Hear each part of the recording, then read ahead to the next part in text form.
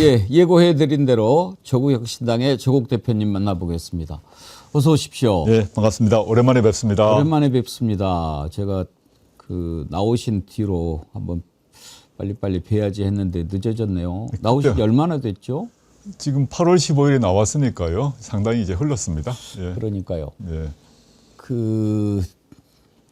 고생하고 나오셨는데 몇 가지 여쭤보고 싶은 게 있었어요. 예, 예. 세상 일이라는 게 항상 한쪽만 있는 건 아니지 않습니까? 예, 예. 평생에 생각도 해보지 못했던 수감 생활을 하셨는데 혹시 그 중에서도 유익이 있던가요? 유익이라 하면 이런 것 같습니다. 당연히 뭐 모든 건 불편하죠. 한데 일단 먼저 제 스스로를 돌아볼 수밖에 없지 않습니까? 사람을 만날 수 있는 것도 아니고 그래서 저는 스스로 돌아보는 시간을 아주 집중적으로 가졌던 것 같습니다. 그래서 저의 흠결은 뭔지 한계가 뭔지 모자람은 뭔지 그런 것을 계속 생각하는 그런 시간을 집중적으로 가진 점은 도움이 됐고 그래서 그 속에서 마음이 좀 단단해진 게 아닌가 이런 생각을 했습니다. 생각하는 시간은 많이 가지게 되죠. 네, 예. 생각하고 운동하고 그것 말고 할 수 있는 게 있습니까? 없습니다. 운동 열심히 했는데 나오니까 오히려 운동할 시간이 없네요. 아, 예. 혹시 건강은 어떠세요? 건강은 괜찮습니다. 예. 예. 출소하셨을 때 몸무게는 들어가셨을 때하고 비해서 어떻습니까? 한 3, 4kg 빠졌는데요. 빠져가지고? 예, 지금 예. 이제 회복된 상태고요. 예. 뭐 건강검진 해봐도 별 문제는 없고요. 뭐 제가 뭐 특별한 약을 먹거나 뭐 치료받을 상황도 아니고 이래서 천만 다행이라고 생각하고 있습니다. 그런 신변 상황이 좀 궁금했는데 네. 예, 그러셨군요. 책을 펴내셨어요? 예, 이거 제가 전당대회로 당대표로 복귀를 했지 않습니까? 예. 그 뒤로 이제 조국혁신당이 원래 만들어졌을 때는 윤석열 탄핵 3년 너무 길다 외치고 만들어졌고 3년 만에 이루어졌지 않습니까? 그럼 그 뒤에 무엇을 할 것인가에 대한 얘기입니다. 지금 윤석열 곧 이제 1심 재판 선고가 열리는데 또 물론 다른 여러 공범들도 선고가 내려졌습니다만은 지금부터 고민해야 할 것은 윤석열 이후의 세상, 내란 이후의 대한민국이 어떠해야 되는가에 대한 얘기입니다. 그에 대해서 제가 여러 언론에서 인터뷰를 했고 그 인터뷰 내용을 다시 재정리해가지고 책으로 만들어냈습니다. 조국의 선택 제목은 중의적인 의미가 있습니까? 예, 그렇습니다. 항상 우리나라가 가야 할 길 이런 것도 들어있는 겁니까? 네, 그렇고 저 개인 정치인으로서의 조국의 선택의 문제도 있다고 봅니다. 제가 매번 특히 정치에 오고 난 이후부터는 항상 선택을 할 수밖에 없더라고요. 그 선택이 제가 이제 준비가 충분히 돼 있지 않은 경우에도 어떤 중요한 선택을 해야 하고 그 또 욕을 먹거나 비판을 받는 것이 충분히 예상됨에도 또 무슨 선택을 해야 되는 것의 반복이었습니다. 예. 그래서 앞으로도 계속 선택을 해야 된다 이런 의미에서 제목을 뽑았습니다. 인생은 뭐 선택의 연속이지요. 예, 예. 기회가 되면 저도 한번 잘 읽어보겠습니다. 네. 그래도 대표님은 책 직접 쓰시죠? 예, 물론이죠. 예. 정치인들이 책 직접 쓰는 분이 그렇게 많지 않아가지고. 제가 전직이 학자 아닙니까? 그러니까요. 논문 쓰고 책 쓰는 게 제 직업이었기 때문에 예. 당연히 그래야죠. 알겠습니다. 이제 합당 얘기부터 여쭤보지 예, 않을 예. 수가 없는데 당초 사실은 이런저런 얘기가 오고 가다가 제시한 시한이 오늘이었어요. 예, 13일까지 답을 주라. 그러면 네, 네. 없던 일로 하겠다 이러셨지 않습니까? 예. 그런데 이제 민주당이 내부에서 그렇게 정리가 됐는데 당초에 오늘로 시한을 정하셨던 이유는 뭐였습니까? 이제 한 합당 제안이 있고 저는 그 뒤로 민주당 내에서 논쟁이 있을 것 같았습니다만은 뭐 이렇게 되든 저렇게 되든 간에 한 일주일 내로 결론이 날 거라고 생각했습니다. 합당을 찬성할 수도 있고 반대할 수도 있지 않습니까? 근데 그게 그 민주당 내부에서 경론이 벌어지고 거의 뭐 권력 투쟁 양상으로 되면서 끝도 없이 이제 진전이 되더라고요. 그 과정에 조국혁신당 또는 저에 대한 비난도 갑자기 제기되었고 그래서 그게 한 3주 차로 들어가는 순간부터 이건 안 되겠다는 생각했습니다. 당장 첫째는 곧 이제 설 연휴가 시작되는데 설 연휴에 이를 맞이해서 국민들이 또 양당의 당원들이 봤을 때 이거 도대체 뭐 하는 거냐 이런 짜증과 실망이 계속되지 않겠습니까? 그래서 끊어야겠다 생각을 했고 두 번째는 합당 제안은 민주당에서 한 거 아닙니까? 저희는 그걸 기다려야 되는 입장인데 민주당에서 정리를 하지 않으니까 저희가 아무것도 할 수 없는 상황에 수동적 상황에 처해져 버린 것입니다. 그럼 저희가 합당만 기다리는 사람, 합당만 기다리는 정당이 아닐진데 합당 국면이 마무리가 안 되니까 저희는 기다리는 사람이 되는 것 같아서 이건 안 되겠다 해서 제가 시한을 정하고 빨리 답을 달라고 했고 민주당도 빨리 답을 줘서 일단 지방선거 전까지 합당은 없다라고 마무리되었습니다. 그러니까 13일 시한으로 정한 것은 뭐 설 연휴 시작되기 전 뭐 그런 것을 떠나서 너무 길어지면 안 되니까 이번 주까지로 정하셨던 거군요. 예, 맞습니다. 예. 원래 이제 정치 협상에 막전 막후라는 게 있고 밝힐 수 있는 얘기 없는 얘기가 있지 않겠습니까? 네, 네. 그렇지만 저는 궁금한 건 좀 다 여쭤볼 테니까 밝힐 수 없는 것은 밝힐 수 없다고 얘기해 주시고 네, 네. 혹시 말씀해 주실 수 있는 것은 좀 말씀해 주십시오. 알겠습니다. 합당 제안이 나오기 전에 정청래 대표가 조국 대표를 만났다는 얘기를 들었습니다. 예. 누가 먼저 만나자고 했습니까? 정 대표님 먼저 만나자고 전화를 주셨고요. 예. 정 대표님 발표하는 하루 전날에 저하고 잠깐 보자 그래서 갔더니 내일 제가 합당을 제안할 생각입니다. 한 번 만나가지고? 그날 공식적 합당 제안을 한다는 얘기는 그날 처음이고요. 물론 그 전에 예. 뭐 사적이나 공적 자리에서 만날 수밖에 없죠. 예. 그거는 뭐 당대표로서 당연히 만난 자리인데 정 대표님 같은 경우는 합당에 대해서 그렇게 적극적인 분은 아니었던 걸로 제가 기억을 하고 오히려 민주당의 정청래 대표가 아닌 여러분들이 합당하면 어때? 이런 얘기를 저한테 많이 하신 건 사실입니다. 뭐 우리들도 뭐 네. 사실 그 전에 선거는 다가오는데 민주당하고 조국혁신당하고 따로따로 후보 내고 그러면은 좀 안 좋지 않겠냐 이런 생각은 다 누구나 하지요. 네, 그래서 민주당의 저와 친한 분들이 유사한 얘기를 하셨고 또 최근에 우상호 전 정무수석도 공개적으로 밝히셨습니다마는 우수석님하고 저하고 사적 연이 또 있거든요. 그래서 밥 먹고 뭐 술도 한잔하고 이럴 때가 있었는데 우상호 수석이 현직일 때 만나서 가지고 저한테 하신 말씀이 이재명 대통령님 소신이 지방선거 전에 합당이다 이런 얘기를 저한테 하시더라고요. 그래서 그러시냐고 제가 이해는 된다고. 근데 저는 그 말씀도 맞는데 저희는 이제 원내교섭단체 요건 완화라거나 정치개혁 이런 게 좀 선행돼야 되지 않느냐고 이런 얘기도 하고 이렇게 편하게 서로 얘기를 나눈 자리가 있었습니다. 또 정 대표님 같은 경우도 뭐 공적 사적 자리에서 만나게 되면 민주당 안에서 합당 얘기한 분들이 많이 있습니다. 그럼 그러시냐고 이런 정도 얘기는 했었죠. 그런데 정식으로 당대표가 합당을 제안하겠습니다라고 말한 건 그날이 처음이었고 예. 저도 깜짝 놀라가지고 제가 정 대표님께 그랬습니다. 제가 내일 그 호남 일정이 연이어 있습니다. 그래서 제안을 하시게 되면 저는 그때 서울에 있지 않고 주말까지 쭉 지방에 있는데 좀 약간 난감하긴 합니다. 이렇게 말씀드려서 제가 서울 올라오고 난 뒤에 한번 하시면 어떨까요? 했더니 아닙니다. 제가 내일 하겠습니다라고 하시더라고요. 그래서 그럼 제가 그걸 하라 하지 마라 말씀드릴 수는 없었고 그래서 저한테 그럼 어떤 취지로 말씀하시려고 합니까? 라고 물어보니까 정 대표님이 이러이러한 얘기를 하려고 한다라고 하셨고 다음 날 보니까 그 취지대로 제안을 하셨더라고요. 저는 그렇게 생각했죠. 아마 그 당시 추측은 정 대표님께서 민주당 내부의 의견을 좀 비밀리 수렴을 해가지고 제안을 하셨겠구나 생각을 했습니다. 근데 실제 아니었으면 다 확인되었고 민주당 내에서 최고위원 사이에서도 전혀 다른 의견이 있었고 의원님들도 전혀 다르고 해서 민주당 내부에서 큰 폭탄이 터지는 셈 아니었겠습니까? 그게 또 저희한테 유탄이 또 돌아왔죠. 이해가 됐습니다. 그러면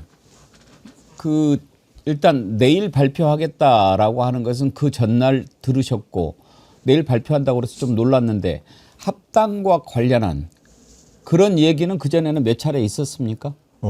정 대표님과 합당 관련 협의를 한다거나 이런 일이 전혀 없었다. 없었어요? 네, 없었죠. 없었고 그냥 뭐 예. 공식적인 자리나 이렇게 비공식적인 자리에서 합당 관련된 얘기가 또 없었는데 하루 전에 했다 말씀입니까? 합당이란 단어가 나온 건 있죠. 예. 아까 말씀드렸듯이 민주당 안에서 합당해야 된다는 의견이 있습니다. 예. 이런 말들은 이렇게 예. 왔다 갔다 하고 그러시냐고 뭐 이런 얘기는 뭐 할 수 있죠. 그렇지만 합당을 합시다. 또는 합당을 해야겠습니다. 당대표님 정청래 대표께서 제가 합당을 꼭 해야겠습니다. 뭐 이런 얘기를 한 건 없다. 그렇다면 이제 일단 팩트 체크를 하나 해야 되겠습니다. 그 뒤에 이제 뭐 미략설이 나오고 뭐 이런저런 얘기가 있었지 않습니까? 말도 안 되는 뭐 얘기죠. 최고위원도 주라 뭐 이름을 말도 안 한다. 되는 얘기죠. 그런 얘기는 그러면 사전에 전혀 오고 간 게 일절 없겠네요. 어떤 그런 말도 없죠. 저는 그걸 보고 너무 화가 나죠, 사실은요. 왜냐하면 뭐 미략을 해서 당권은 정청래, 대권은 조국이 갖는다는 둥, 또는 뭐 민주당 내부 실무자들이 만든 문건이라고 제가 들었습니다만은 뭐 조국혁신당의 어떤 것을 배분한다는 둥, 이런 것은 정청래 대표건 또는 우상호 수석이건 또는 과거 다른 뭐 민주당에 저와 친교가 있는 의원이든 간에 어느 누구도 그런 말을 한 적이 없습니다. 아니 중요한 것은 실제로 그런 게 있었냐 없었냐인데 없는 것은 거의 확실한 것 같아요. 다만 네네.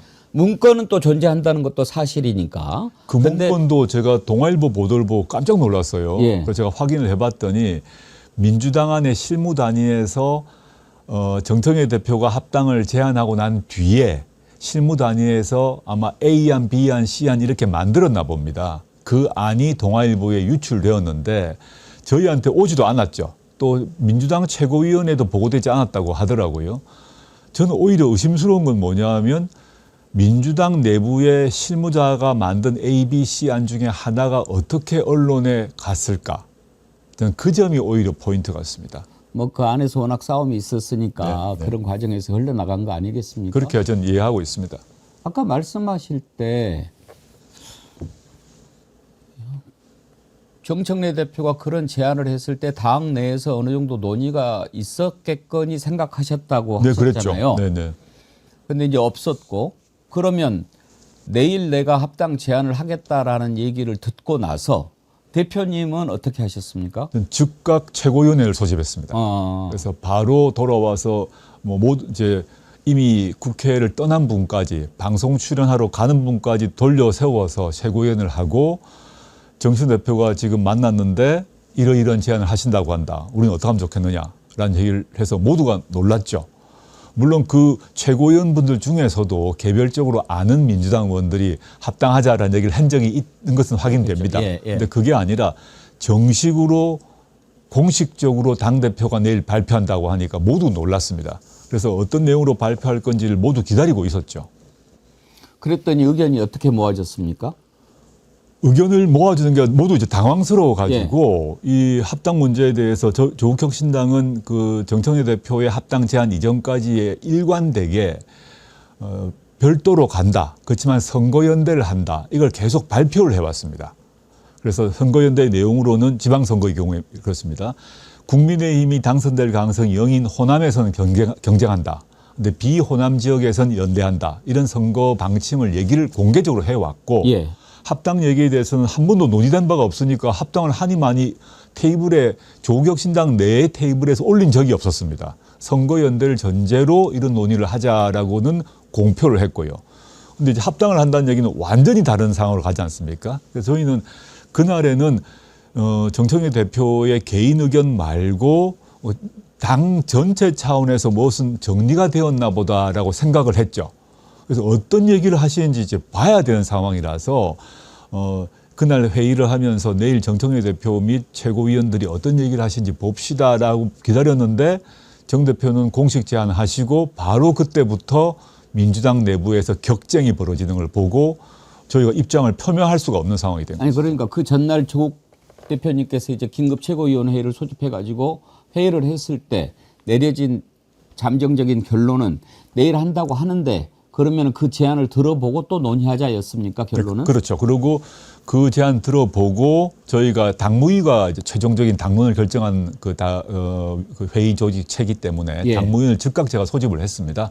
해서 이제 이 논의 합당 제의를 한 것에 대해서 조국혁신당은 당무위에서 이 문제에 대한 교섭 권한, 뭐 여러 가지 의논할 수 있는 권한을 당 대표인 저에게 위임한다는 결정을 했습니다.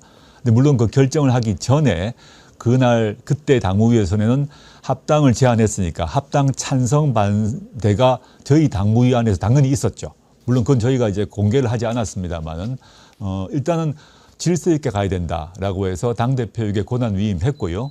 그 뒤로 전국의 시도당 차원에서 당원 간담회를 계속해서 2월 8일까지 당원 간담회를 저희가 마쳤습니다. 조용히 질서 있게 시도당 단위로 했는데 거기서 당연히 찬반이 있었습니다. 근데 그걸 가지고 저는 이제 권한을 위임받았기 때문에 민주당에서 그러면 그 다음 제안을 뭘 하냐라고 기다리고 있었는데 민주당에서는 일체 정리가 되지 않고 당대표의 제안이지만 그 당대표의 제안이라고 해서 민주당이 제안한 것은 아니다라고 얘기하고 당대표를 이제 공격하고 또 당대표 측에서는 반박하는 일이 계속 진행된 것이죠. 예. 일단 이제 지방선거전 합당은 물 건너갔고 이제 그렇습니다. 앞으로 네네. 통합과 연대를 위한 추진 준비 뭐 이렇게 구성하실 거니까 그것을 좀 여쭤봐야 되겠지만 워낙에 그 과정에서 상처가 컸고 오고 갔던 것들이 여러 가지 함의가 있는 것들이 많아서 그걸 좀 더 생각해 보고 가도록 하죠. 예. 대표님께서 생각하시기에 합당 제안이 물론 이제 여론 수렴하는 절차 없이 정청래 대표가 단독으로 제안한 것 그것 때문에 이제 그렇게 꼬인 거라고 봅니다만 그 과정에서 자꾸 이렇게 공격이 정청래 대표뿐만 아니라 조국혁신당에도 이렇게 쏟아지고 이렇게 되지 않았습니까? 맞습니다. 네. 그걸 보시면서 왜 그렇다고 생각하셨습니까? 일단 민주당 내부의 논쟁을 하는 것은 자연스럽다고 보는데 그 과정에서 저와 조국혁신당에 대한 공격이 대대적으로 이루어졌거든요. 그래서 저도 불쾌감을 표시했고 오늘 제가 이 자리에 오기 전에 당무위원회에서 몇 가지 의결했는데 예. 그 의결 내용 중에 하나가 합당 제안 이후에 벌어진 조국혁신당에 대한 비난에 대해서 강한 유감을 표현하는 그 결정을 저희가 했습니다. 그건 나중에 보시면 될 건데 이제 저는 왜 그런 일이 벌어졌을까를 저도 추정할 수밖에 없는데요. 오늘 당무위원회 결정 사항입니까? 네, 결정사항 세 2항을 가지인데요. 보시면 네, 한번 띄워봐 주십시오. 한번 말씀 주신 김에 보지요. 네네네. 당무위원회는 더불어민주당의 연대와 통합을 위한 추진준비위원회 제안을 수용한 당 대표의 결정을 추인한다. 아, 그날 바로 이제 받아들이셨는데 네네. 그걸 당무위원회에서 이제 추인을 해준 거군요. 네, 그렇습니다. 합당 제안 이후 이루어진 조국혁신당에 대한 비방에 강한 유감을 표명하며 향후 연대와 통합의 기조를 해치는 발언을 자제할 것을 요구한다. 혹시 당무위원회에서 대표님이 그날 바로 사과를 받아들인다 하는 것에 대해서 너무 쉽게 받아들였다 하는 그런 것이 좀 묻어 있는 것 같은데요? 아, 그건 아니고요. 아닙니까? 네, 그건 아니고 많은 당무위원들이 그 민주당 측에서 조국혁신당이나 저에 대해서 공격을 한 것에 대해서 아주 불쾌감을 다 표명했고요. 예. 그래서 이번 기회에 당의 입장을 표시하자라고 한 것입니다. 세 번째가 좀 이따가 짚어봐야 될 것 같은데 조국혁신당은 연대와 통합을 위한 추진준비위원회 구성 및 활동과는 별도로 지방선거 승리를 위해 매진한다. 이거는 어떻게 해석을 해야 될까요? 이거는 지금 양당 모두 이 연대와 통합을 위한 추진위원회가 안 만들어졌지 않습니까? 예. 만들자고 민주당 최고위원회의 그 의결을 거쳐서 정청래 대표가 제안을 했고 저희도 그런 추진위원회 구성에 동의한다고 했습니다만은 언제 무엇을 할 건지는 결정이 난 바 없습니다. 그래서 그거는 언제 될지 모르지만 그것 때문에 조국혁신당만의 독자적 활동, 지방선거 준비를 멈출 수는 없지 않습니까? 세 번째 항목은 많은 사람들이 이제 그러면 조국혁신당이 없어지던 건가부터 시작해서 또 당원들 또 후보들도 어떻게 되는지 우왕좌왕할 수가 있지 않습니까? 예. 그래서 지방선거 문제는 변함없이 흔들림 없이 간다라는 점을 강조한 것입니다. 세 번째는 해석하기에 따라서는 뭐 그것과는 별개로 투트랙으로 간다 뭐 또 이렇게 해석할 여지가 있어서 예. 여쭤보는 겁니다. 그건 아닙니까? 그건 아니고요. 예. 저는 이 첫 번째 연대와 통합의 정신은 유지돼야 되는데 연대와 통합을 어떻게 할 것인가에 대해서 민주당이 결정이 난 적이 없습니다. 아까 말씀하신 거와 보면 연대와 통합이란 단어를 써서 민주당이 제안을 했습니다. 근데 민주당 내에서 그 연대란 말 대신에 선거연대란 말을 쓰자는 입장도 있었으나 선거를 단어를 빼자는 쪽으로 결정이 났거든요. 그래서 지금 언론에서 통해서 확인한 바에 따르면 민주당 지도부 내에서도 지방선거에 조국혁신당과 선거연대를 해야 된다는 입장과 선거연대 아닌 다른 연대. 그런데 법안 통과에서 연대는 지금도 하고 있습니다. 그래서 선거연대를 할 것인가 말 것인가에 대한 공식 결정을 한 적이 없습니다. 그리고 통합이라고 했는데 합당이라는 단어를 쓰지 않았습니다. 그래서 합당을 할 것인가 말 것인가 또 시기는 언젠가도 민주당이 결정을 한 바가 없습니다. 좀 두루뭉술하게 예. 봉합을 한 것인데 그런 상태에서 저희가 무조건 기다릴 수는 없다는 것이죠. 일단 혁신당 쪽에서 추진준비위원은 선정됐습니까? 아닙니다. 저희가 연휴 이후에 예. 그 선정을 할 생각이고요. 저는 그래서 이게 이제 민주당이 그런 제안을 했고 저희도 연대와 통합 정신은 옳다고 보기 때문에 그에 호응을 하지만 민주당이 결정이 날 때까지 마냥 기다릴 수는 절대 없다. 그리고 지금까지 있었던 조국혁신당에 대한 공세에 대해서는 유감을 표명하고 조국혁신당만의 준비는 할 수밖에 없다라는 점을 결정한 것이고요. 아까 이제 앵커님께서 질문하신 걸로 돌아오게 되면 예.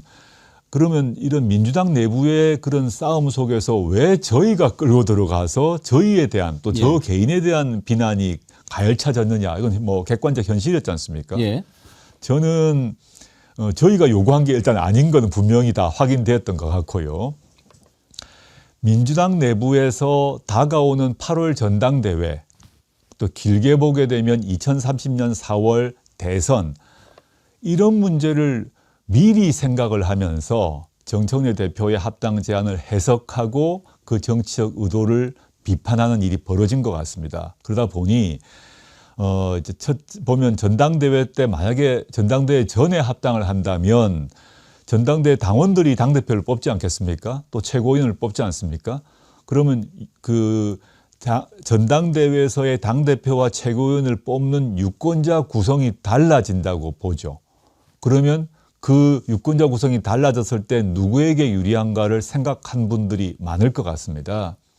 그리고 2030년 대선을 생각하면 한참 남은 일인데 또 저는 뭐 이재명 대통령께서 잘하고 계시고 이재명 정부가 1년도 안 지난 시점에 2030년을 얘기한다는 게 참 저는 잘못됐다고 보는데 2030년에 저를 대권 후보로 밀어준다는 미락이 있다고 얘기를 해버린 거 아닙니까?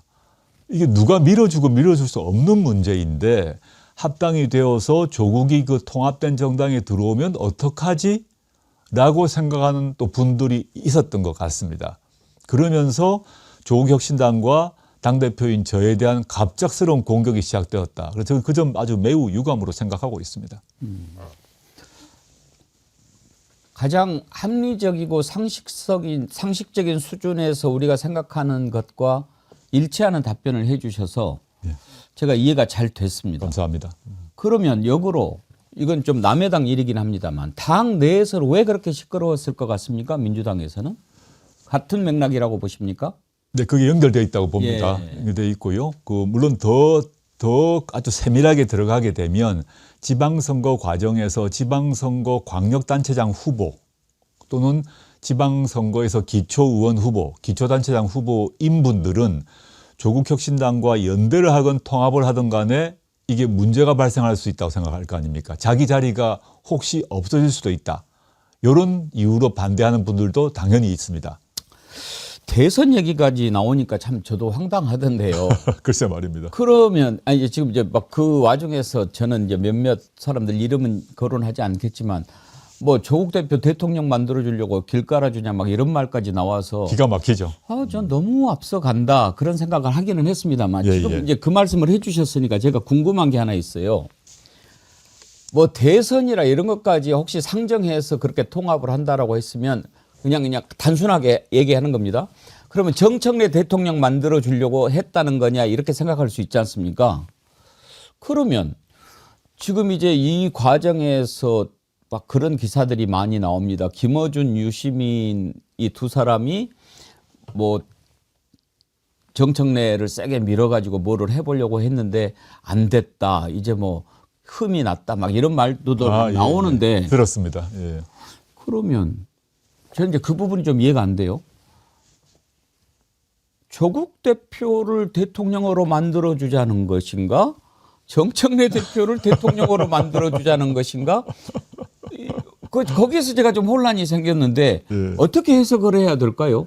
저도 그런 음모론을 주장한 사람들이 해명을 해야 되는데요. 저도 그 음모론을 도는 거 보고 만약에 정청래 대표도 정치인 아닙니까?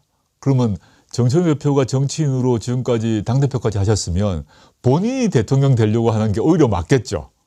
근데 음모론의 내용은 정청래 대표는 당권을 가지고 조국을 대권으로 해주겠다는 음모론인데 뭐가 아쉬워서 왜 그 정청래 대표가 그렇게 하시겠습니까? 그분의 이해관계도 안 맞는 얘기고요. 또 뭐 유시민, 김어준 이런 얘기 나옵니다만은 그 두 분이 갑자기 무슨 그분들이 민주당의 그 100만 당원들을 좌지우지할 수 있지 않거든요. 그래서 저는 그게 다 다른 의도가 있다라고 생각하고 민주당 내부의 권력 투쟁이 갑자기 조기점화를 해버렸다. 집권 초기에 저래서는 안 되는데 저는 물론 이렇게 일이 벌어진 것의 이유 중에 중요한 이유 중에 하나는 정청래 대표께서 이제 민주당 의원님들과의 소통이 매우 부재했고 업무 스타일이 좀 거칠었다 이런 얘기를 제가 많이 들었습니다. 그게 반발을 일으켜서 이 합당 제안에 대해서도 왜 독단적으로 했느냐라고 강한 비판을 한 게 있다고 봅니다. 그 점은 정 대표께서 아마 사과도 하시던 것 같습니다. 고정을 빼자면 갑자기 정청래 대표가 일종의 뭐 요즘 시샘말로 하는 반명이 되더라고요. 정 대표로도 당연히 이재명 대통령을 위해서 뛰는 사람 아니겠습니까? 그런데 정청래 대표와 김어준과 유시민을 반명으로 규정하고 그렇지 않은 쪽이 아주 순수한 친명이라고 규정한다는 것은 정치적 의도가 있는 것이죠. 김어준이나 유시민이 이재명 대통령을 만들기 위해서 얼마나 노력하고 지지했던 분들입니까? 근데 그분들을 다 갈라치기를 이렇게 해버리는 건데 저는 그게 제일 정말 안타까운 일입니다. 잘못됐다고 생각합니다. 예. 지금 막 그거 후유증도 매우 큰 것 같고 그러던데요. 저는 개인적으로 이번에 그런 그 분열, 갈등, 내홍이 생긴 가장 큰 이유는 뭔가 그래서 제가 아까 그 제안을 받고 하루 전날 대표님은 어떻게 했느냐라고 여쭤봤던 게 정청래 대표가 그런 제안을 하기 전에 좀 공론화 과정이라든지 이런 게 좀 있었으면은 괜찮았을 텐데 없었지 않습니까? 예, 예. 그래서 저는 가장 큰 이유로 이제 우리 그 국민들은 옛날식 정치는 이제 안 된다 이렇게 생각하는 것 아닌가. 아, 예, 맞는 말씀입니다. 예. 예. 예. 그 옛날식으로 옛날에는 그랬죠. 다 해놓고 그냥 나와서 쇼잉을 하는 거죠. 예, 예. 뭐 이렇게 그러니까 합당을 하기로 해놓고 합당을 제안합니다 하면 이제 뭐 정치부 기자나 또 조금 정치고학 관여층은 너네들 다 했구나 그런데 한 7, 80% 국민들은 이제 시작하나 이렇게 생각하는데 사실은 그건 옛날엔 그랬죠. 네, 네, 네. 근데 이제는 그게 아니잖아요. 이제 뭐 국민들도 당원들도 정치의식이 매우 높고요. 또 정보 취득 능력도 매우 높기 때문에 옛날처럼 몇몇 사람이 모여서 밀약을 해가지고 관철시키는 방식은 안 된다고 봅니다. 지금 이 확인이 된 셈 아니겠습니까? 저는 이제 합당으로 가느냐 또는 별도의 정당으로 있으면서 연합 정치를 하느냐 문제에 대해서는 충분히 논쟁하고 논의를 해야 된다고 예. 봅니다. 그 논쟁에 대해서는 기꺼이 제가 열려 있다고 보고요. 예. 그런 과정에서 지금 이번 사태에 가장 아쉬운 거는 두 정당이 있고 우당이었죠. 내란을 격퇴하고 윤석열과 싸우는데 우당이었지 않습니까? 저희가 항상 협력을 했는데 또 검찰 개혁 문제나 사법 개혁 같은 경우는 저희가 오히려 선도한 측면이 있고 그런데 그 뒤로 이제 어떻게 할 것인가를 둘러싸고 그러면 조국 신당의 비전과 가치는 뭐지? 이런 얘기를 하면서 서로 맞춰보고 서로 같이 할 수 있는지 없는지 다른 점은 뭐지 이런 논의를 하지 않고 그게 다 사라지고 갑자기 음모론으로 이제 작동이 되고 그다음에 음모론 다음에는 갑자기 어떤 게 왔나 하면 다 지금 사라져 버렸습니다만은 조국 신당의 부채가 400억이다. 완전 거짓말이거든요. 0원인데. 그런 말도 나왔습니까? 예. 그러니까 민주당 측 인사가 의원은 아닙니다. 400억 부채를 갚기 위해서 합당을 한다라고 비난하는 글이 온라인에 돕니다. 누가 시켰겠죠. 또 두 번째는 이건 이제 또 민주당의 최고위원이 말씀하셨습니다마는 조국 혁신당이 추진하고 있는 토지공개념 제2법 이 사회주의 정책이고 빨갱이 정책이라고 그래버렸어요. 근데 토지공개념은 민주당 강령에 들어 있습니다. 그리고 이재명 대통령은 물론이고 문재인 대통령, 돌아가신 이해찬 총리 다 토지공개념을 신조로 삼는 분인데 다른 사람이 아닌 민주당 최고위원이 조국혁신당의 토지 공개 및 사회주의 운운하고 공격을 해버린 겁니다. 그러니까 색깔론으로 들어가 버린 거죠. 이게 너무 이상하다. 이런 식 논쟁은 매우 비생산적이고 상대에 대한 존중도 없고 신뢰를 깨는, 지금까지 신뢰를 쌓아왔습니다. 예. 윤석열과 싸우고 검찰과 싸우면서 신뢰를 쌓아왔는데 이 합당을 한다는 얘기는 그 신뢰를 더 높이자고 제안하셨겠죠. 정청래 대표가 저희하고 싸우자고 제안하신 건 아닐 겁니다. 근데 과정 관리 때문인지 뭔지 모르겠으나 결과적으로는 신뢰가 깨지고 상호 존중도 약해지는 결과를 낳아서 저는 그 점이 매우 아쉽습니다. 예. 이제 과거 얘기 그만하고 예, 예. 미래 얘기로 가려고 하면서 가장 섭섭했던 점은 뭐냐 여쭤보려고 했는데 지금 말씀하신 걸로 가름해도 되겠는데요? 예, 충분합니다. 예. 예. 그런 점이 좀 들을 때 많이 섭섭했죠. 아니 그래도 우리가 한 편이었고 지금도 한 편이라고 생각하는데 저렇게까지 하나 이런 마음 많이 드셨을 거 아니에요? 네, 저도 그렇고 저 당대표로서 저희 당원들도 많은 상처를 받았어요. 예. 의원들도 불쾌하고 예. 최근만 하더라도 윤석열 탄핵되고 난 뒤도 각종 법안들 개혁 법안 통과할 때 필리버스터 이제 중지시킬 때 저희 12석 없으면 중지가 안 되거든요. 항상 협력도 하고 항상 서로 소통하고 이렇게 계속 작업을 해왔는데 갑자기 맹공을 퍼붓는 거죠. 그것도 허위 사실을 동원해서 또 색깔론을 동원해서 저는 이건 아니지 않나 싶습니다.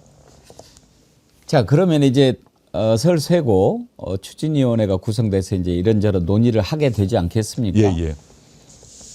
결정은 아직 안 됐겠지만 대표님 생각에 네. 지방선거는 그러면 어떤 방식으로 치르는 것이 가장 최선일 거라고 생각하십니까?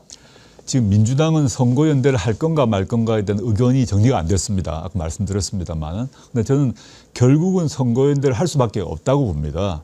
그럼 선거연대를 왜 하냐의 문제를 질문하지 않을 수 없죠. 서로 지분 나누기다 그러면 국민들도 동의를 하지 않을 거고요. 저는 일관되게 어떤 말씀 드렸나 하면 지금 윤석열, 김건희는 감옥에 갔지만 윤석열, 김건희를 비호하고 옹호했던 정치 세력은 전국에 다 깔려 있다. 기초단체장은 물론이고 또 광역단체장, 기초의원 중에서 망언을 한 사람이 너무 많습니다. 국힘 편에 서서. 이들을 정치적으로 심판을 해야 되기 때문에 이번 지방선거는 첫 번째 극우 세력을 심판하고 척결해내는 선거다라는 점이 있습니다. 이 점을 해결하려면 당연히 선거연대를 해야 되는 게 아까 말씀드렸지만 호남 경우는 이제 극우 세력, 특히 국민의힘이 당선될 가능성이 거의 0에 수렴하죠. 거기는 조국혁신당이 되건 민주당이 되건 상관이 없다고 봅니다. 지난 재보궐선거에서 전남 담양에 정철은 군수가 되셨습니다. 정철은 군수가 뭐 국민의힘과 손을 잡거나 윤석열 편이 전혀 아니지 않습니까? 그리고 좀 시청자 여러분 모르실 수 있는데 정철은 군수가 되시고 난 뒤에 이재명 대통령 직속 그 농어촌 특별위원회인가 여기서 조사 결과 전남에서 삶의 질에서 담양이 1등을 했습니다. 그래서 뭐 업무 능력이 좋으세요. 이런 경우가 호남 특히 전남 그 도민들에게 불리한 일이 발생한 적이 없지 않습니까? 거기는 경쟁을 해도 되는 겁니다. 또 이번에 여수시장 후보로 조국혁신당 후보가 명철한 후보란 분이 있는데 전남 행정부지사 하신 분인데 여론조사에서 1위 하고 계세요. 그분이 여수를 망치겠습니까? 저는 아닐 거라고 봅니다. 그런데 호남 아닌 예를 들어서 뭐 대전, 충남, 충북, 강원, 영남 같은 경우는 어떻게 될지 모르지 않습니까? 그 경우는 서로 경쟁을 하는 것도 좋지만 서로 연대를 해서 국민의힘을 최소화시키자. 이게 저희의 목표이기 때문에 이걸 이루려면 큰 틀에서 이 정도의 정신이 민주당과 합의가 돼야 된다고 봅니다. 저는 그렇게 가야 된다고 주장을 해왔고 민주당이 그걸 받을지는 알 수가 없습니다. 그리고 두 번째 문제는 저희가 이번 지방선거의 다른 두 번째 목표인데요. 최근에 동공천 문제가 바로 나왔지 않습니까? 그게 이제 민주당에서 나왔던 거죠. 김경시 의원이 1억을 그 강선우 의원한테 준 건데 그게 뭐냐면 시의원 공천에 1억이 필요하다는 반증이었고 또 국민의힘 경우도 홍준표 전 대구시장이 그 페이스북에 공개적으로 썼습니다만은 자기가 공관위 경험을 했는데 그때 구청장 후보 뭐 등등이 몇 천만 원 1억씩 들고 왔다. 그랬지만 돌려주고 그 공천 안 줬다는 얘기를 하셨어요. 이게 이제 진보 보수 영남 호남만의 문제가 아니라 전국에 이게 이런 현상이 있는 건 사실이라고 저는 알고 있습니다. 그럼 이 문제를 줄여야 된다. 그러면 어떻게 되느냐? 지금 이제 특정 지역은 특정 정당이 오랫동안 독점적 지배를 했기 때문에 공천만 되면 무조건 기초의원, 기초단체장이 당선된다는 알고 있죠, 모두가. 그러니까 공천을 받기 위해서 돈을 주는 일이 발생하지 않습니까? 이런 일을 없애자라고 계속 저희가 정치개혁 제안을 해왔습니다. 이거는 민주당, 국민의힘 문제가 아니기 때문에 이 문제도 저는 민주당이 좀 받아줬으면 좋겠다. 최근에 민주당 소속 모 그 의원이 또 뇌물 문제로 구속됐거든요. 그럼 그 경우 어떡할 거냐.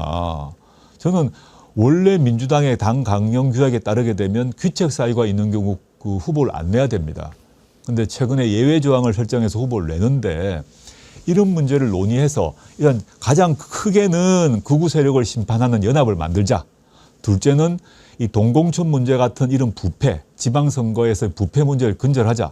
이 점이 합의가 돼야 된다 봅니다. 이 두 개가 민주당과 조국혁신당이 합의가 되면 그걸 가지고 그 전제로 조정을 해야 되는 거죠.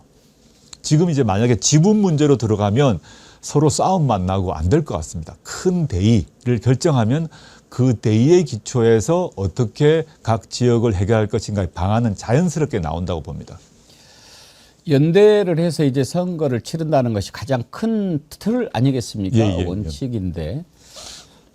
그런데 그걸 준비를 하겠다라고 한 뒤로 전라북도 민주당 전라북도 당에서 우리는 안 하려다 지금 이런 입장이 나왔는데 어제 조국혁신당이 어젠가 그젠가 전북도당을 고발을 했죠, 민주당. 제가 확인해 봤는데 고발한 게 아니라 예. 고발하겠다고 얘기를 했고 고발 실제 하는 것은 아닌 것 같습니다. 아, 그래요? 예. 언론 보도에서 고발한 것처럼 돼 그걸 딱 있는데 보는 순간 벌써 전쟁이 시작됐나 이런 생각을 하게 되더라고요. 저도 그런 느낌이었고요. 예. 저희 뭐 중앙당과 의논해서 한 것은 아니란 걸 확인되었고요. 민주당 전북도당에서 선거 연대가 없다라고 얘기를 확 하니까 예. 조국혁신당도 전북도당에서 그래 하면서 지금 민주당 소속 전북의 각 단체장들이 그 계엄 시기에 도청이나 시청을 폐쇄한 이런 문제 왜 그랬느냐를 문제를 강하게 제기하면서 윤석열이 계엄을 내렸으면 그런 조치를 하면 안 되는 거 아니냐. 왜 갑자기 그게 동조행위 아니냐라고 비난을 한 것입니다. 실제 고발이 이루어진 건 아닙니다. 예. 아직은 고발을 한 상태는 아니다. 고발하지 않는 걸로 알고 있습니다. 근데 이제 그런 강한 비판을 한 것은 맞고요.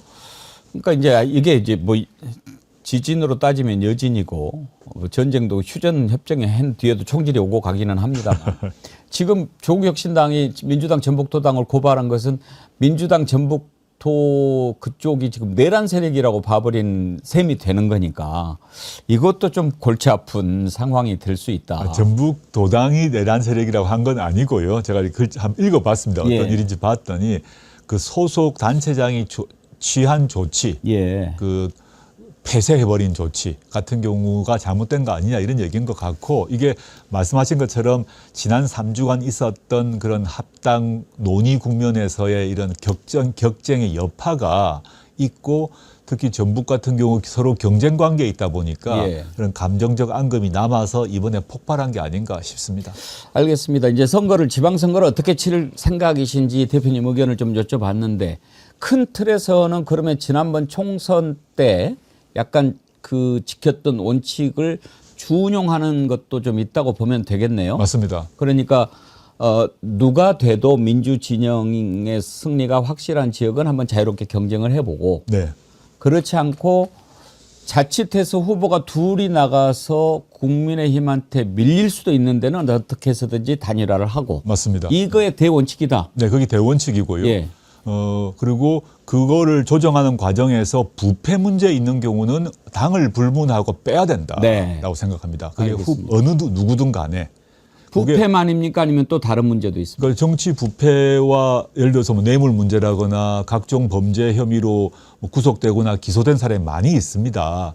근데 그런 경우도 후보가 되는 경우가 있거든요. 저는 그건 안 된다고 봅니다. 그래서 큰 원칙을 아까 말씀한 첫 번째 극우 세력을 심판한다는 원칙은 당연한데 그런다고 해서 부패 관련 각종 범죄 관련 문제가 있는 사람을 후보로 단일화해달라. 그건 안 되는 거죠. 그건 안 된다고 보고요. 근데 이거는 이제 민주당에서 선거연대를 한다는 전제하에 얘기인데 아직 민주당은 선거연대를 한다는 입장을 표명한 적이 없습니다. 그래서 조국혁신당은 지금은 선거연대 없이도 가야 되는 상황이 되었고. 그래서 아까 당무위원회 결정 세 번째가 그건가요? 네, 자강을 해야 될 시간입니다. 통합과 연대를 위한 추진준비위원회라면 연대가 전제된 거 아니겠습니까? 근데 그걸 테이블을 그냥 추상적으로 연대하자가 아니라 선거 연대를 해야지만 협의가 가능하지 않습니까? 근데 민주당에 오늘도 민주당 박수현 대변인께서 기자 질문에 뭐라고 답을 하셨나 하면 선거 연대를 할 것인가는 결정난 바 없다라고 하셨습니다. 그랬군요. 그래서 저희가 선거 연대를 하자라고 하는 말이 별로 의미가 없다. 민주당이 안 하면 안 하는 거 아닙니까? 알겠습니다. 이거 하나만 여쭤보고 갈게요. 예. 그러면 혹시 이번에 민주당에서 막 그 정청래 대표를 공격하고 조국혁신당을 공격한 분 가운데는 그런 자신의 지역구라든지 혹시 뭐 지방선거나 앞으로 나아가서 총선에서 뭔가 조국당과 경쟁을 해야 될 상황이 예상되는 사람들이 조금 한 흔적이 보입니까? 저는 그렇게 민주당 안에서도 그렇게 얘기를 저한테 해주고 있고요. 또 합리적으로 추론이 가능하다고 봅니다. 저는 아까 이제 정청래 대표께서 업무 처리를 잘못한 문제는 차치하고 말씀드리는 겁니다. 지금 왜 격렬한 논쟁이 있고 그 다음에 그 격렬한 내부 논쟁이 조국혁신당과 대표인 저에게까지 오는가의 이유인데 그건 추정밖에 안 되죠. 보면 이런 얘기가 민주당 안에서 저한테 들려오고 또 저한테 전화로 해주는 분도 계십니다. 의원들이 솔직한 얘기를 하면서 이런 것이겠죠. 지금 조국혁신당 국회의원 12명 모두가 비례대표 아닙니까? 만약에 합당을 하게 되면 그 12명은 민주당의 어느 지역 의원과 경쟁하는 관계가 되지 않겠습니까? 근데 민주당에는 또 비례대표 의원들이 여러 명 계십니다. 그러면 어느 특정 지역 경우는 민주당 지역구 현역 의원과 민주당 비례의원과 조국혁신당 비례의원 3명이 경쟁하는 상황이 발생할 수가 있죠. 28년 공천에는 말이죠. 그럼 이거에 대해서 매우 거북하게 하는 분이 계시지 않겠습니까? 예. 저는 그런 거 충분히 추정이 가능하다라고 생각하고 저는 그래서 아까 말씀드렸듯이 이거를 지방선거 승리, 극우 세력 심판, 그다음에 국민주권정부의 그 기반의 강화, 확대 이런 관점으로 보는 게 아니라 이번 지방선거 때 네 사람이 어떻게 되지? 28년 공천 때 내가 공천 받을 수 있나? 이런 문제로 보게 되면 자신의 자리가 또는 자신의 어떤 공천권이 사라지거나 위태롭게 될 수 있지 않습니까? 예. 그렇게 보면 이번 문제를 조국혁신당을 공격하거나 배제하는 방식으로 가려고 하는 게 합리적 선택이었겠죠. 알겠습니다. 시간이 많이 됐지만 오랜만에 모셨으니까 한두 가지만 더 여쭤봐도 되겠습니까? 예. 최근에 이제 다음 주 윤석열 1심 선고를 앞두고 국민들이 정말 애타게 조마조마하게 지켜보고 있는데 요즘에 쭉 판결 나오는 거 보면 기대보다는 불안감이 좀 더 높아지는 상황입니다. 이중관 부장판사가 한덕수 정말 제대로 판결하는 거 보고 기대가 높아졌다가 그 뒤로 나오는 거 보면 그냥 우수수 글쎄 말입니다. 이해가 안 되는 판결들이 쭉 나오지 않습니까?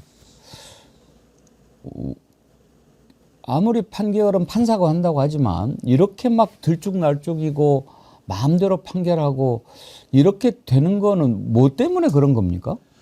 저는 이제 이게 근본적인 문제라고 생각합니다. 국민의 법의식, 국민의 상식과 법률 전문가인 판사들의 판단과 사고가 불일치한다는 게 계속 보여주고 있지 않습니까? 이 내란 재판을 통상적인 공무원 범죄처럼 생각하는 경향이 있습니다. 그러니까 양형도 낮아지고요. 또 최근에 내란 재판은 아닙니다만은 다들 보셨겠습니다만 곽상도 아들 당시에 20대 아들이 퇴직금으로 50억 받았지 않습니까? 근데 그게 무죄 났습니다. 공소기각 났습니다. 그런데 당시에 그 800원 횡령했던 버스 기사는 해고했습니다.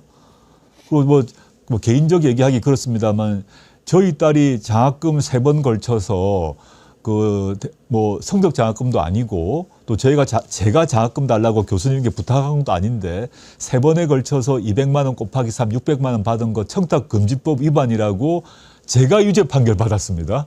그런데 사실 지금도 기가 막히는데요. 그런데 50억 퇴직금은 무죄라고 했습니다. 이해하기 너무 힘들죠. 저는 이 근본적인 게 이렇습니다. 우리나라가 이제 민주화는 되었습니다만은 판결은 오로지 판사만 한다는 생각을 갖고 있습니다. 근데 미국은 첫째, 미국은 판사를 직선으로 뽑습니다.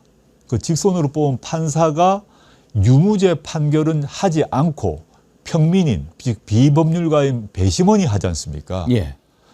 그래서 이미 판결 과정에 국민의 참여가 보장되어 있습니다. 그리고 미국이 아니라 우리가 대륙법 국가이기 때문에 독일 같은 경우를 보자면 독일은 판사 직선제는 없지만 또 미국식의 배심은 없지만 재판대 위에 법대 위에 1심 같으면은 전문법관 1명, 그다음에 그냥 시민 1 플러스 2가 유무죄를 같이 결정합니다. 2심 같은 경우는 전문 판사 2명, 그 비법률가 시민 3명, 2 플러스 3이 같이 논의합니다.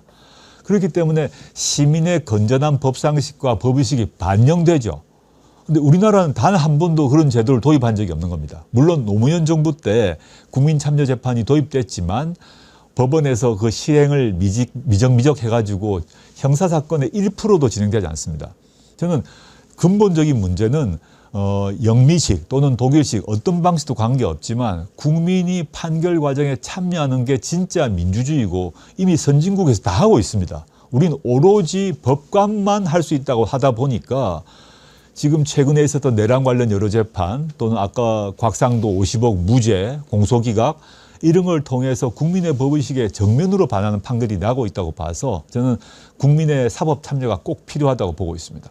그러면 지금 재판소원법보다도 배심원제 도입이라든지 국민들이 참여할 수 있는 방향으로 입법을 좀 해야 될 필요가 있는 거 아닙니까? 저는 그게 훨씬 중요하다고 보고요. 저는 계속 강조해 왔습니다만은 무슨 이유인지 모르겠습니다만은 국민의 사법 참여에 대해서는 관심이 좀 덜한 상태고 물론 좀 재판 소원 필요하다고 봅니다. 이번에 이제 법사위 통과했지 않습니까? 근데 궁극적으로는 국민의 사법 참여로 글로 가야 된다. 예. OECD 국가에서 다 하고 있는 거죠. 배심원은 보면은 유죄 무죄는 결정하는데 형량은 어떻게 정합니까? 형량은 판사가 판사가 네네. 유죄나 무죄가 네네. 유죄가 나왔을 경우에 네. 곽상도 아들을 우리나라 국민 배심원으로 뽑았다. 무죄가 나왔을까요? 그걸 누가 무죄라고 하겠습니까? 하겠습니까? 좀 반대로 제 얘기해서 그렇습니다만 저희 딸이 장학금 받은 게 유죄라고 배심원들이 판단을 할까요? 저는 아닐 것 같습니다. 아까 어떤 분이 그 어제 판결 보고 표창장은 4년이었다고. 제가 더 상세히 말하지 않겠습니다. 그런 상황에서 지금 이제 우리가 이렇게 계속 놀라는데 정말 다가올 놀람에 비하면 아무것도 아닐 수도 있다 이런 얘기가 나옵니다. 그런데 아무것도 않고 있다가 우리가 만약에 직위원이 미친 짓을 해버려가지고 공소기각이나 무죄를 내려버리면 나라가 다시 한번 불행해질 텐데 그걸 그냥 두고 봐야 되느냐 이런 얘기를 하는 분들이 많습니다. 저는 그건 아닐 것 같습니다. 이번 이상민 장관 판결을 보면 물론 이상민 장관에서 직권남용 무죄를 해가지고 형량을 뚝 떨어뜨렸거든요. 직권남용이 아주 논란이 많은 범죄인데 여하튼 직권남용을 큰 덩어리를 무죄로 만들면서 형량이 뚝 떨어졌는데 그전에 내란에 대해서는 내란이 맞다라고 판결을 내렸습니다. 그거는 지기현 부장판사도 그 점은 공유될 것이 분명하다고 보고요. 윤석열이 이제 연휴 끝나면 바로 선고가 나지 않습니까? 저는 내란 유죄는 거의 확실하다라고 보고 있어서 그 점은 좀 안심해도 다시 걱정 안 해도 되겠다. 걱정 안 해도 된다고 봅니다. 문제는 내란임은 확실하나 수사를 공수처에서 한 것은 아니니까 이렇게 이야기할 수 있지 않냐는 걱정입니다. 네, 걱정이죠. 예. 그런데 이제 그 언론의 관심이 좀 덜합니다만은 내란 관련해서 여러 가지 판결이 있었는데 공수처의 수사가 적법하다는 판결이 이미 나와 있습니다. 네. 그래서 그거는 지기현 부장도 그걸 어기지 못할 것이라고 생각합니다. 근데 지금 보면은 똑같은 판결을 똑같은 행위를 두고도 이렇게 올려쳐서 이거는 엄중하니까 23년 또 이거 똑같은 오히려 제가 보기에는 이상민 장관이 한덕수 총리보다 더 나쁜 짓을 한 것 같은데 거기는 3분의 1도 안 되는 그렇게 하는 걸 보고 이런 판결이 나왔다고 과연 직위원을 믿을 수 있는가 그런 걱정이 사실 큽니다. 당연히 걱정할 수밖에 없죠. 저도 말씀하신 대로 통상 국민들이 보더라도 국무총리하고 행안부 장관 두 사람이 했던 행동을 보게 되면 이상민이 더 문제가 있는 것 같은데 법리적으로 직권남용을 무죄로 날려버린 거죠. 그런데 내란에 대해서는 유죄가 거의 확실하다라고 저는 보고 있습니다. 서울대 법대 교수님을 하셨는데 지금 뭐 사법시험 1차 시험엔 역사 시험이 있지만 저는 왜 이렇게 서로 같은 사안, 거의 같은 사안을 두고 이런 차이가 나는 판결이 나오는가. 저는 그런 그 공부, 역사에 대한 인식 이런 차이가 아닌가 싶어요. 왜냐하면 이중관 부장판사는 세계사적 관점에서 친위 쿠데타라고 하는 것이 얼마나 무시무시한 결과를 가져오는가 깊은 성찰을 하고 그래서 이건 용서할 수 없다라고 맞습니다. 판결하지 않았습니까? 맞습니다. 네. 그런 역사 인식이 있는 그런 판사와 그건 전혀 없는 기계적인 판결을 하는 판사와 이 차이가 가장 큰 거 아니었나. 절대적으로 동의합니다. 그런 거 좀 공부시켜야 안 되겠습니까? 당연히 그래야 된다고 봅니다. 죄송합니다. 아이고 오늘 참 긴 시간 말씀 감사드리고 이거 하나만 여쭤보고요. 예. 이번 지방선거도 있고 그런데 이제 사람들이 대표님 거취를 궁금해합니다. 예. 어떻게 하실 생각이신지요? 저는 뭐 여러 번 반복돼 왔는데 그 몇 가지 지방선거 그리고 국회의원 재보궐선거가 동시에 있지 않습니까? 그때 정원칙은 첫째는 전 정치인이고 정당의 대표이기 때문에 반드시 출마합니다. 그걸 피해간다는 것은 뭐 상상할 수도 없는 일이고요. 두 번째는 제가 출마를 해가지고 또 저만이 아닙니다만 저희 후보들이 출마를 해서 국민의힘이 이롭게 할 생각은 없다라는 점 말씀드리고 그런데 지금 아까 선거연대 과정에서 뭐 단일화 이런 얘기가 나왔습니다. 근데 민주당에서 제가 출마하는 어디를 출마하든 간에 민주당이 어떤 태도를 취할지는 아무도 알 수가 없습니다. 근데 제가 민주당의 시혜를 바라거나 민주당의 은전을 부탁하거나 이렇게 하는 것은 전 제 원칙도 안 맞는 것 같고요. 만약에 민주당에서 제가 어떤 데를 선택을 했는데 거기도 후보를 내겠다 그러면 경쟁에서 제가 이겨야죠. 그렇게 해서 제가 뭐 국회에 입성을 하건 단체장으로 가든 간에 전 자력으로 이겨야만 저는 정치인으로서 인정을 받을 것이고 그 뒤에 발언권도 생긴다고 봅니다. 그래서 제가 어디를 결정하든 아마 3월 중하순에 될 것 같습니다. 왜냐하면 지금 이 합당 국면 때문에 저희 당 활동이 한 2주 동안 이렇게 정체되어 있었기 때문에 좀 뒤로 밀리는데 결정을 하면 제가 혼신의 힘을 다해서 국민의힘과 1대1로 붙을지 또는 3자 구도가 될지는 알 수가 없습니다. 여러분 자력으로 해서 국민의힘 후보도 이기고 민주당 후보도 이기겠습니다. 출마는 한다. 당연합니다. 예. 건강 잘 챙기시길 바랍니다. 예. 또 불러주십시오. 자주 뵐 것 같은데요. 이제 출마하시면 좀 나와서 많이들 말씀도 하시고 그러셔야 되잖아요. 네, 자주 불러주십시오. 네, 건강 잘 챙기시고 설 명절 잘 보내시기 바랍니다. 고맙습니다. 요 책은 서명을 했습니다. 놓고 가겠습니다. 감사합니다. 드리고 잘 가겠습니다. 읽어보겠습니다. 예. 고맙습니다. 예, 네. 감사합니다.